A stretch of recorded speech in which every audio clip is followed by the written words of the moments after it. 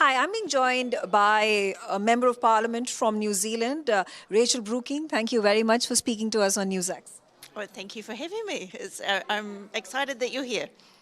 Rachel, I want to understand from you the importance and relevance of IPU for New Zealand, for your country. Yeah, so as hopefully most of your viewers will know, New Zealand is very far away from anywhere else in the world. We're a couple of islands. We're near the Pacific, but still quite far away.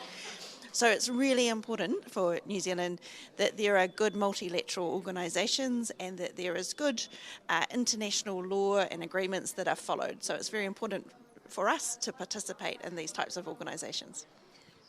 Is it your first time here at IPU, and how has your experience been? Yeah, it's my second time. I was here last year. It's been really good. We've had good climate change sessions and good sessions on women and how to get more women into parliaments around the world. It's great.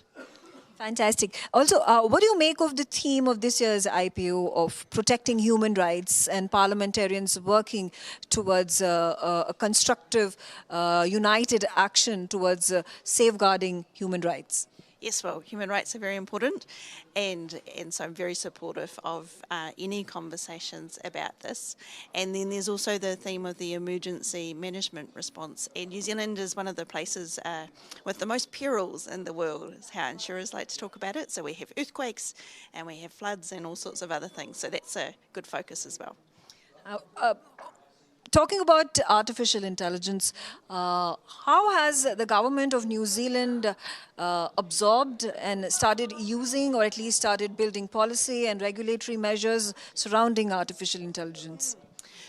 I think it's probably fair to say we haven't done a whole lot in terms of artificial intelligence. Certainly the government is very aware of it as an issue, both for its the different risks that comes with it, but also a lot of opportunities. And so there's been a little bit of movement in New Zealand in terms of data centres, but also discussions around schools and universities, how they check for AI use, but also how it can be used as an educational tool as well. So no big regulations in New Zealand around AI at the moment, but it is being discussed. Okay. Also, talking about your view of India as an economy that is growing at the fastest pace, it is touted to become the third largest economy of the world. Yes, well, we're very aware of that in New Zealand, I can assure you of it.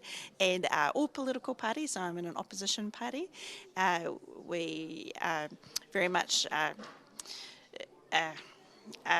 appreciative of the relationship that we have with India, and would like to grow that as well. We have my electorate is Dunedin, which is in the south of New Zealand, and we have a large, quite new Indian community there, and that's happening around the country as well. So obviously India is a really important country for New Zealand, and we're very aware of your economic power and growth. How do you see the potential of growing India-New Zealand ties, and in which all fields? Which fields? So we have a lot of Indian students at our universities. We also obviously have those trade relationships. New Zealand produces a lot of food, a lot of dairy in particular, so there's those. Also, being democracies and being involved in these multilateral organisations, I think, is really important too. Fantastic. I should say, I should give a shout out to my husband. He's involved. He's an oncologist, and he was in, and I might say the name of the town wrong. I'm sorry, city. Raipur, recently at a cancer conference there, and he's been out to some villages around there as well, delivering some oncological care. So I know that there are so many great minds in India as well that I'm sure the amount of relationships that we can have is infinite. That's fantastic. And I want to know, have you ever tried Indian food, Indian cuisine, and which is your favorite food? Of course. Oh, I'm a big fan of the vegetarian curries in particular. I very much like the ones with spinach, the pellet paneer type things. But my children, they love the butter chicken. Of course. And uh, New Zealand is a gorgeous, stunning place known for its adventure sports and the scenic beauty.